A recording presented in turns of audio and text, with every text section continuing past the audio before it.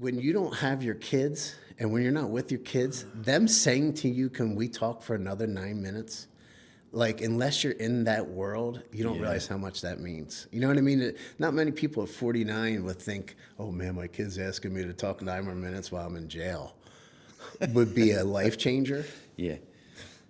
When you get that low, you know what I mean? It's just mind boggling. Yeah.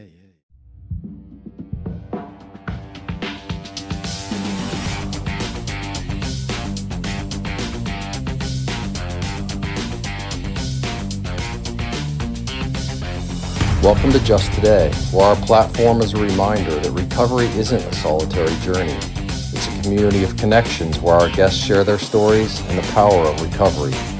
Just for today. Now to your host, Mike Schutte. All right, welcome back to Just Today. It's great to be back in the studio. Been a little bit of time since we've been out here, and today I have a guest with me, a friend of mine that I've known and kind of ran around with a little bit back in the day, a good friend of mine, Dean. I appreciate you jumping on. Thank you. Thank you. Good to see you and good to be here. Cool. So, Dean, just give us a little bit of background, man. Like, where'd you grow up? Give us some stuff about your family. And grew up in Broomall. I now live in Westchester. I've been in Westchester 20, 30 years now. I moved around 25 over to Westchester. I'm 54 now. Okay.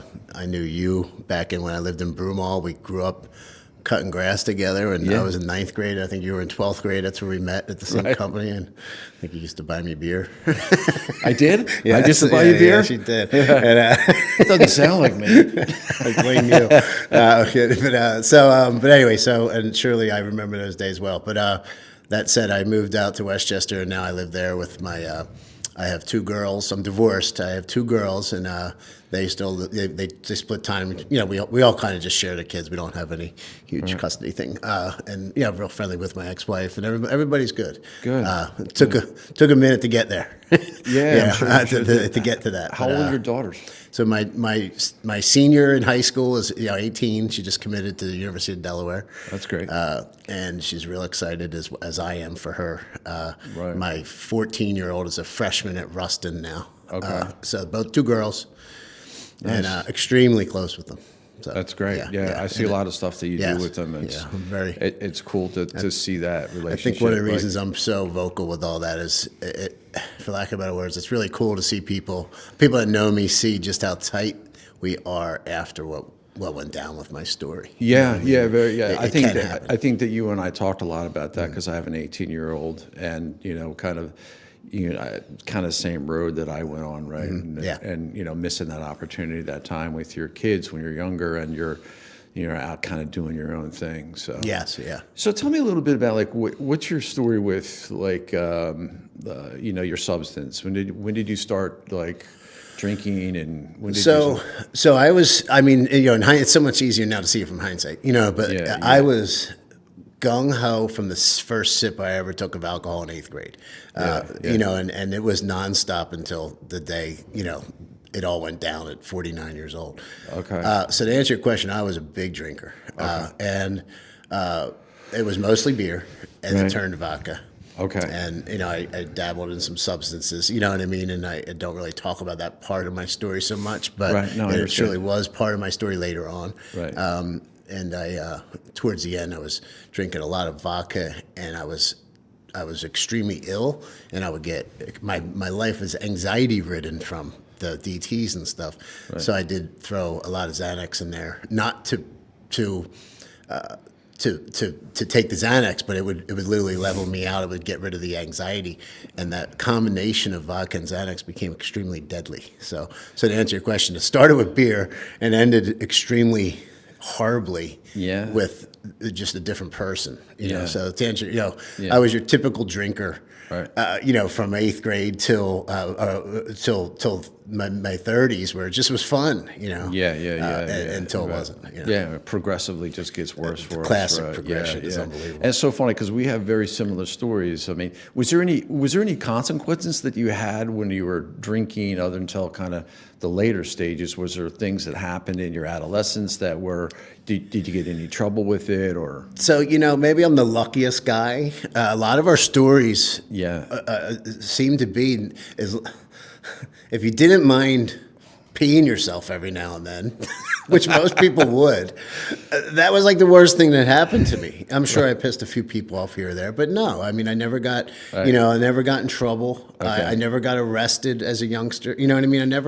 I lucked out. You know, I mean, and I say that laughing because that wasn't a bad thing in my world. You know what I mean? Like if I woke up and did something stupid, you know what I mean? But that wasn't a consequence to me at the time. Right. The signs were all there. You know, I was always the drunkest guy. I was always the guy people had enough of at the end of the night. I was, you know what I mean? There was never a question of who wasn't driving. Right. But they weren't really consequences to me. Consequences came later. You know. Yeah. So again, I like to joke around about this now a little bit. You know what I mean? Why not have a laugh? But that is the truth. You know? Yeah, no, I understand. You I know? mean, I just did I just did a podcast and I was talking the same thing. Like I didn't have a lot of consequences when I was going, and my consequences started when I was in my 40s, right? So like We got away with everything. You know what Yeah. I mean, we knew how to manipulate and get away with, laughing off some pretty stupid things we did that a lot of people's worlds were consequences. Right. Weren't ours. Yeah. Well, tell me, when you mentioned a little bit about like the drinking and the Xanax and those kind of things, a lot of the guys I sit down with, I talk to, and I think you probably would agree with it, that, you always hear like, I never felt comfortable, or I always had this high anxiety, and there's this deep sensitivity, I think, that every person that struggles with addiction has, which probably sometimes goes unsaid, that we do have these deep sensitivities around us. Did you experience any of those things? Like, did you feel that when you were younger? No, I'm quite the opposite of what I hear a lot. Okay. I really, for me personally, I never once felt out of place. I never once felt insecure. I never once felt I need to drink to fit in. Right. I never once drank for any other reason. Okay. This is what I thought at the time. I loved alcohol. There's no other way to say it. I loved the act of picking up my hand and 49 times a minute, to my face. I loved the act of drinking. I loved how it made me feel. Right. I loved drinking, period. Right. And that's why I drank. Right. Now that I'm sober, I look back and I realize it was giving me a self. I always felt less than. Now I realize I did feel less than. I could never accomplish the things I had dreamed of accomplishing. Right. And the more I drank, the more I did not worry about that. My buddies were all getting married and having kids and having great jobs and this and that. And here I'm just still cutting grass at 30 years old. And, I finally got married, but in general, like I always just felt a little behind. But again, the more I drank and the less I worried about any of that stuff. Was that stuff that when you mentioned something like that, I struggled with comparison in my life. That was one of the things, like, because I would look around just like kind of like you did. I'm like, oh, my life isn't going into this direction and everybody else is doing this and all those things. Did you feel like you put yourself in that situation where you kind of compared yourself a little bit to other? Maybe to certain people, Okay. Again, I didn't really worry too much about others. I more worried about what I guess you could say, wished I had done for myself, just for me. But there's no doubt there were certain people I'm like, like they're so much better. You know what I mean? Like, the more I drank, I didn't worry about it. Right, you know what I mean? There's right. a few moments in between, I dealt with it. But, I I for sure wasn't too worried about the others, but I was extremely. My one buddy started a meeting once, and he got up there. First thing he said, and I'm not going to roar it here, but he's like, "I loved alcohol because it made me not think, not feel." And that really does describe, in hindsight, what I felt the whole time. When I never really felt out of place. That answer your question. Okay, all right, that makes sense. Yeah. I think one of the things that I very similar is that there's a reason why we're trying to escape, right? Mm-hmm. There's a reason why, like, you're trying to escape some of those feelings, right? And those are the things that I really found in like recovery and in sobriety that I really had to work on, right? It was really identifying these traumas or environmentals or whatever the hell it was, that because it's a piece of us that tries to escape from that, right? So tell me a little bit about where some of the, you kind of walk us through a little bit about, your kind of darker days. Yeah. When did things start to really turn for you? And then we can kind of go from there. So, I always, whenever I speak or whatever, my drinking was, in a couple different phases. The fun phase, I think about younger, summer league lacrosse games, drinking beer after it was cold. They were the good days, you know what I mean? Yeah. But as I got older and the progression hit, when I turned about 40, things started really happening. And that's where I really feel like the story starts. You know what I mean? Like, at least, gets to be, for lack of a better words, interesting. Yeah. My drinking, it really progressed every year from there on. My first rehab was at about 40. I went to rehab, and We got a lot of similarities. they sent me to Florida. They lied to me, and they said, it's on the beach in Florida. They knew I wasn't going anywhere but a beach. You know what I mean? And sure enough, I went, and it wasn't on the beach. It was in the middle of some town in Florida, and I was like, shit, I'm here, but I might as well do it. And it was a great experience, to be honest with you, but it didn't obviously keep me sober, but I really mean it. I learned some good things happened there, but unfortunately, it was not the end of my story. It wasn't, I was drinking. And it just progressed. I stayed sober for about a year, and then the next 8-ish years were just nothing but a train wreck, and really just every year getting worse and worse. The progression, to the point where the last year or two were extremely deadly. There's no other way to say it. I ended up into the hospital in Vail, Colorado, in September of 2020. And they gave me days to live. My liver was in failure. My pancreas, my liver, pancreas, and my kidney. I had major DTs. I had aspirations, pneumonia. I had about 7 different major things happen to me. And it was during COVID. Nobody could come. It's a very long story, but they said I probably wouldn't walk out of there.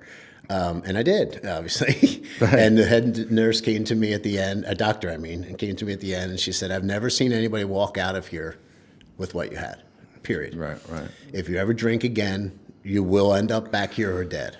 Yeah. And, severe DTs, if you know what the DTs are, it's one step before it.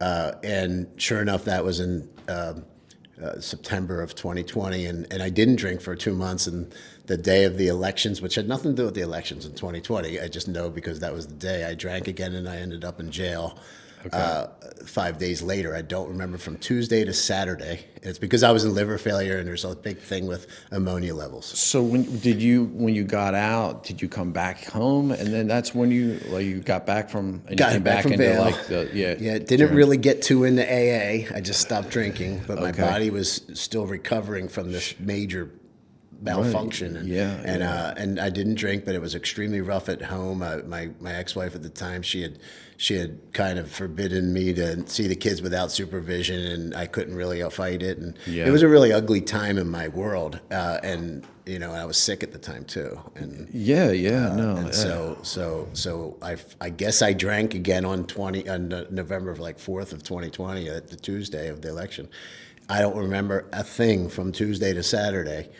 And I got arrested Saturday in a really bad way with a fight at my old house. And I woke up in jail on Sunday. Guilty. Not knowing how I got there. And I didn't know how I got there for 5 days. So I sat there in the psych ward, I guess it was called, with a turtle suit on, I think it's called, and not knowing why I got arrested for 5 days. It was the worst time of my life. No, I've experienced that pain. I know that. I got arrested and sitting in a jail cell. What happened for the last 3 days? Not a clue. It's just feeling like it's terrible. I stutter still because it's just 49 years old. You think your world. I look back at I'm no one special, but I had a hell of a life.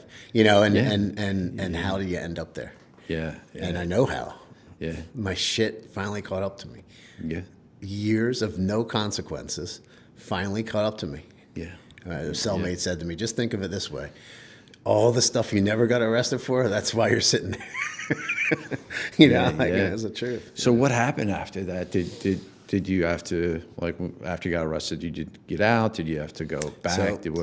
So my bail was $750,000 cash. Nobody knows how it was that high. I only had one arrest prior for walking a dog on a boardwalk or something like that. It was crazy. It was legitimately insane, my bail. So I couldn't bail out.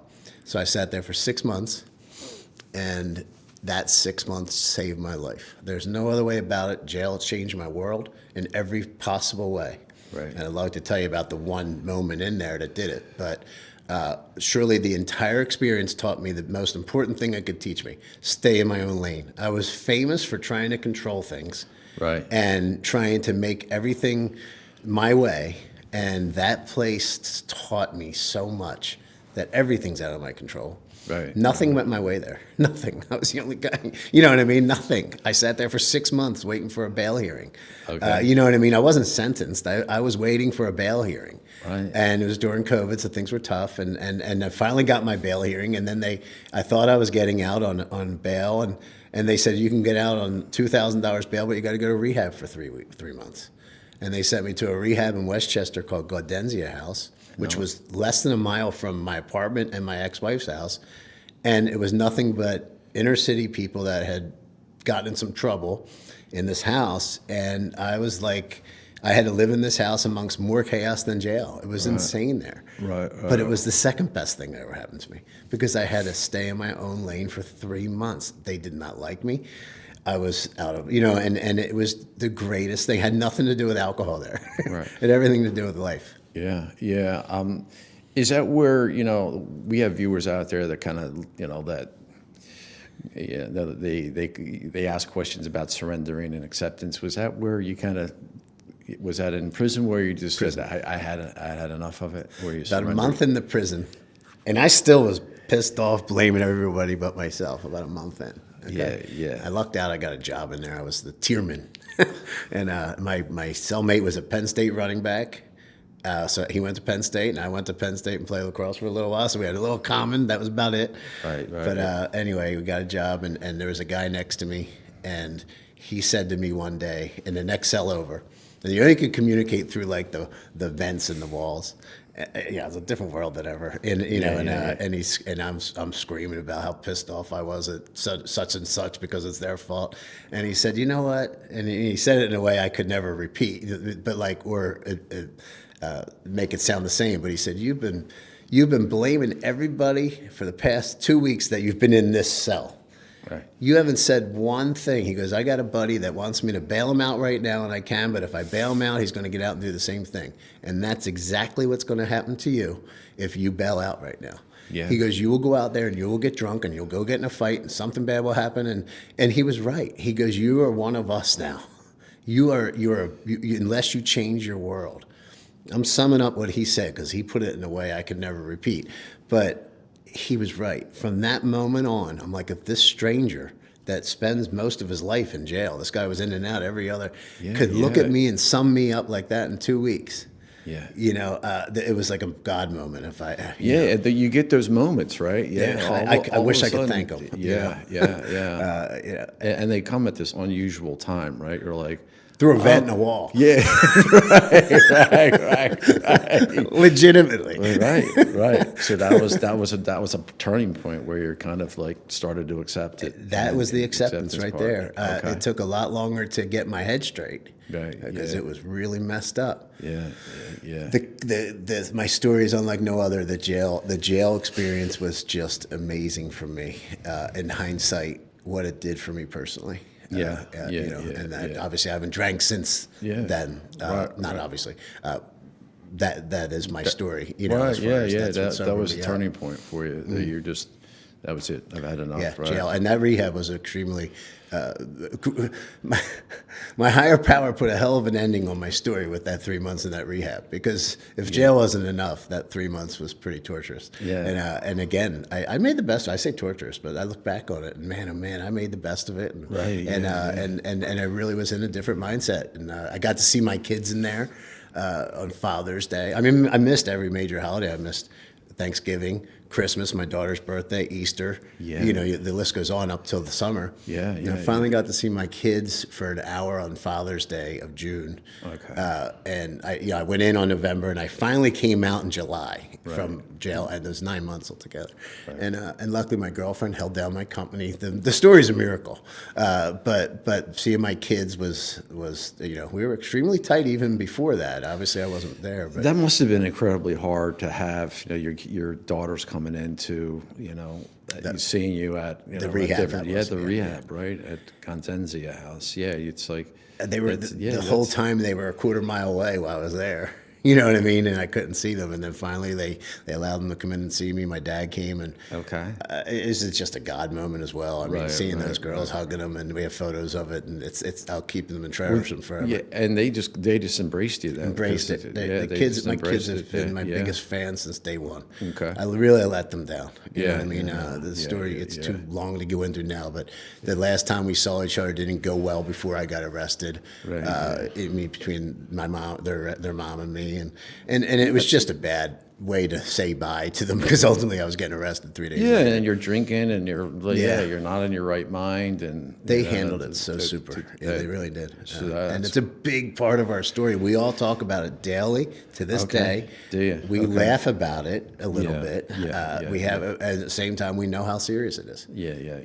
And they're very vocal about it. You're saying the same thing about my daughter at 18, and then, one of the things is living the amends on that, right? Like Yes. the daily amends to my daughter, right? And that's not, obviously we apologize to them, but it's just living a different life, right? Yes. And as you continue to grow that year after year, that relationships come back to you, right? Where you hope they would be. Yes. Right.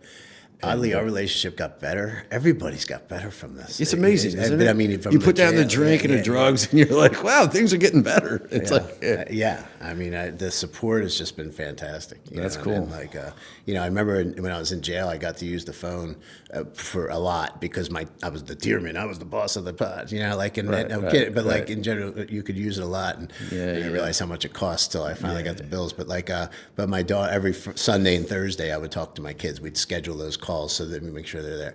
And I talked to one for 9 minutes, and the other, however many minutes one call was allowed, and the other for 9. And most of the time, they'd say, "Can you call back? Let's talk another 9." That, when you don't have your kids, and when you're not with your kids, them saying to you, "Can we talk for another 9 minutes?" Like, unless you're in that world, you don't realize how much that means. You know what I mean? Not many people at 49 would think, "Oh man, my kid's asking me to talk 9 more minutes while I'm in jail." Would be a life changer. Yeah. When you get that low, you know what I mean? It's just mind boggling. Yeah. And that's a win. Yeah. You know what I mean? And that's where my world took me. 9 more minutes on a phone in jail with my kids. Right. You know what I mean? That's where my drinking took me. Yeah. And I deserved every ounce of it. No. But I'm going to tell you this, you either do the right thing in jail. Whenever I talk in AA, I say, you probably don't want my advice how to get sober, because it would be go to jail for 6 months. Because in jail, you learn if you want to be sober or not, if you want to live, if you want to change. Yeah. We all have those moments. I mean, Yeah. yours was jail. I had a little bit of that experience, but it was that whole point of the great story with the vent, right? But mine came in a different way, you know what I mean? But it all led me to this different world, and you must be so grateful to have, the opportunity to be back in their lives and have your life, and Yeah. So tell me a little bit about, like, how do you stay in recovery? What do you do? There's a lot of programs out there. We try to, not talk a lot about it, but what keeps you in the recovery? First things first, what keeps me in recovery is obviously meetings, so I'm going to get to that. Yeah, but okay. doing the right thing and doing for everything, but everybody but myself. I mean, I never did any, I'm not saying I didn't do certain things, but I mean, being present for my kids is number one. Right. And that's obvious. That's what everybody does. That's normal. Earth people, we call them. Yeah. But not for me. And you know what I mean? So every day, Right. Yeah. I make sure I get to a meeting. That's my big thing. If I'm not making 5 to 6 to 7 meetings a week, I'm in trouble. Right. So Okay. every morning, like I'm going away tomorrow to Colorado. I have a meeting I will be at 5:15 p.m. every night till I'm back. Around home, I'm at the Hair of the Dog at 7:30 in the morning if I can. I'm sorry, at 7 in the morning if I can. If I'm not, I always try and do a YouTube video. Okay. And I try and call somebody once a day, one person. Text, call. Just even when we don't have to talk about alcohol. But Yeah, I remember like when I first got introduced to going to a 12-step meeting and going, I just didn't like it. I was like, and I always fought that. And, some of these organizations that can help us, I was like, all of a sudden a light bulb went off. I'm like, they're only trying to help me. Like they're only trying to like help me, live a different life, right? And I'm truly grateful to have that connections, and because it's easy just to isolate by yourself and get in our own minds, So and it's fun when you're in like a group that really resonates with you. Like my group, for instance, at AA. When I was sitting in jail, there were 6 or 7 guys that were always floating through my brain that I'm going to have to get out and see at this meeting and explain. Like in other words, I was almost being held accountable in there to explain when I got out. Like I remember going to my first time, getting back to the Dog, and there was some turning heads. You know what I mean? These people didn't know if I was coming back. I feel having a group that you literally feel like they're family. You know what I mean? And you need to be held accountable to be there every morning. So they just see you and you see them. It's just extremely important to me. We all need a tribe, man. Yeah. We all need a tribe somewhere, right? Yeah. And that's a really important piece. And they watched the prior. They saw the mess. Yeah. You know what I mean? A lot of them have like 15 years sober right now, right? And that's when I could have, if that first rehab did what I should have done.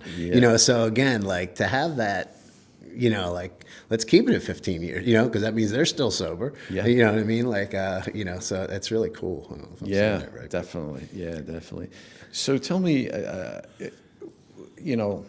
someone's viewing this that is struggling right now, what would be your recommendations? What could you tell somebody that's struggling right now, and give them some type of advice and tell them?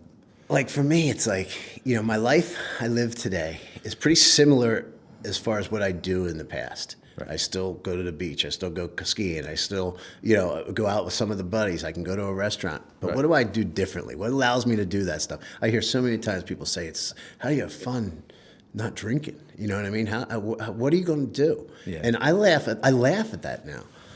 My world is so fun right now. Yeah. Everything I do is fun. But I feel it. But how do you get to that point? You know what I mean? And how do you get over that hump of thinking, how do I? To, oh my God, it's awesome. To me, there's no other way but to clear your brain. And how do you get to that point? You know what I mean? To give yourself a chance. I thought like an 18-year-old till I was 49 or till I was 50. Yeah, and that's some of the things that I think that you and I have talked about is, and I just shared this, I didn't really grow up until I was in my 40s, and I was like at 15 or 14 I picked up, and I was like kind of ran that, you know what I mean? So it's like you just said earlier, just doing the next right thing, right? Yeah. I mean, we became adults in our 50s. I speak for myself. I made an adult decision last week. That's obvious. I don't think I ever made an adult decision in my 40s. And so how do you do it? You got to. It's a tough one for me, but you got to find your place, and you got to be ready. And you have to give yourself a chance, and that chance might take a few months of really misery, because making that, I was forced. I didn't choose to get sober. They threw me in jail. And I had to make a choice in jail. But I was not making that choice out of jail. So, you know what I mean? My choice was made. I had a drink to keep alive towards the end. I was so sick. But somebody that's fortunate enough to not be in that spot, to not write those last few chapters of their book in jail, divorced, losing everything. You know what I mean? Like if they have a choice, take that 3 months of sobriety, go to 2 or 3 meetings a day, listen. I used to get angry when people say to me, I don't think about drinking anymore. Like, then you didn't drink as much as me. because I can't stop thinking about it. You know what I mean? But it makes sense now. I don't think about drinking every time. Yeah, I and get there's, pissed off. I think you agree. Like I tell people, it's like it's just a freedom. It's a freedom. Like, it's just a total different world. It's just a freedom that you're not, tied down to that deceit. That's addiction. Like And how it's just awesome is it? so deceitful, right? And it's like it just takes everything from you. Like, how great is it when somebody said to me once, I hope it's okay to say it, they said, when the shit hits the fan, what do you do? Boy, back in the day, we know what we would do. You unplug the fan and clean up the shit. Right. Yeah. And that's a good way to live. Yeah. My first thought isn't alcohol anymore. It's not, and if it, by the way, if it is, my second and third thought better be it's not.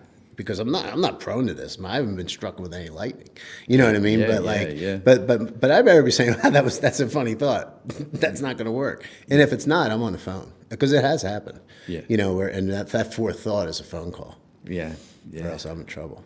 You Yeah. know? No, I understand. But that's a good thought. You know what I mean? How can somebody that's not used to making those decisions? I was extremely good at making bad decisions. I was a pro at it. How do you make a good decision? Me too. Yeah. Yeah. Right. The answer is you get your head straight.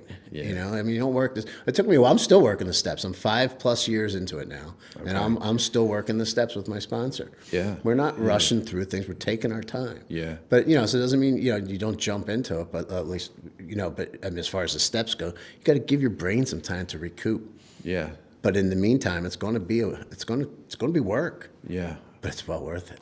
Yeah. And I always say that's the difference between being sober and sobriety and recovery. Easy to get the chemicals out of your body, but the sobriety and the recovery and doing the steps and doing the work is where you start to release all this shit. Right? Right. Yeah. Yeah. So they always talked about the steps and what it will do for you. And I wasn't a believer. I was like, oh, come on, man. I know. I still don't memorize the steps. I still got to read them. I've been in this forever. 15 years now.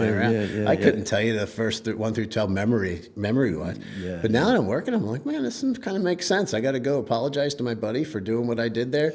I did it yesterday. I apologized to somebody yesterday, and it felt good. Yeah. Yeah.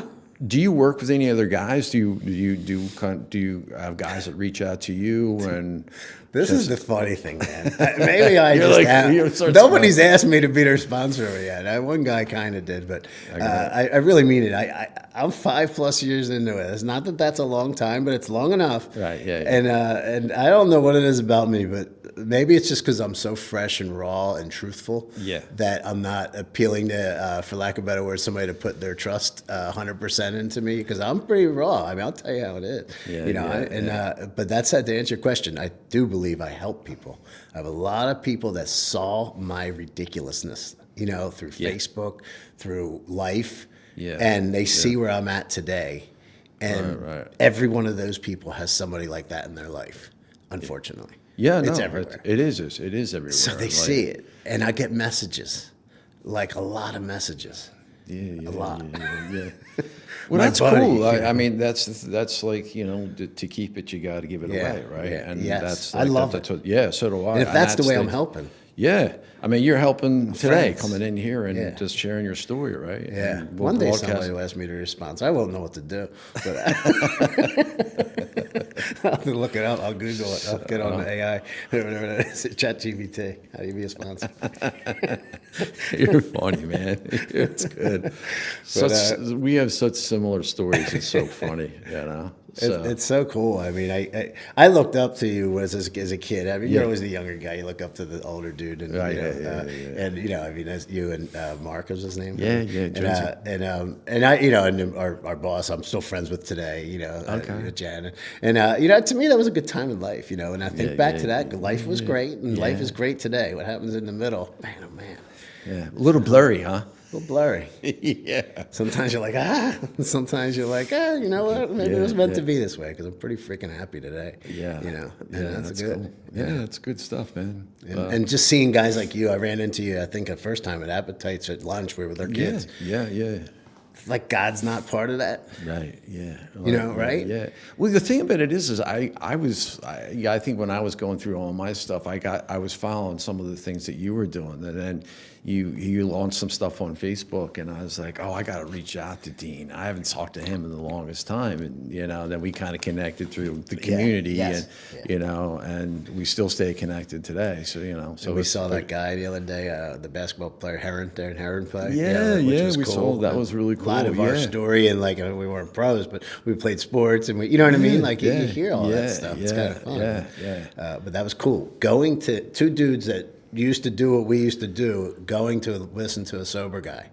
I look forward to that crap. You know what I mean? Look over, like, what's going on? What are we here for? I look forward to that. I can't wait to go to my meeting tomorrow in Vail. Like I scheduled my flight so I can make a 5:15 meeting in Colorado. That's great, man. Like I used to do that around happy hour. I want to be there by 4. No, I want to be at a meeting at 5:15 so I can see my people there. That I make good friends with. Yeah. Good friends with. Yeah, and it's so cool, the community, like that tribe that I talk about. I'm like, it's one of the things that I talked about is it's always so cool when you're going outside of our group and you're out shopping and you see somebody. It's like that instant connection, right? Like there's the band of brothers or something. So you're with your kid and you can't say, "Well, I know him from this." Right. That's my buddy from karate class. You take karate. Right. Because you don't know what you're saying. Oh, that's funny. First thing that comes to mind. Dad, you don't play karate or whatever. You don't do karate. Right. Dad, when you start taking karate? All right, we're busted. Yeah, that's funny. Well, I appreciate you coming out today, man. Really, really cool to catch up. I appreciate your time on a Sunday. Thanks for asking me. I really look forward to coming. I did. Enjoy Vail, and we'll go from there. Thank you. Yeah. If you like our platform, please continue to subscribe to our channels, and there's other areas of support with justtoday.org, or you could simply buy us a cup of coffee and learn more about our story. Really appreciate it. Thanks for all the support.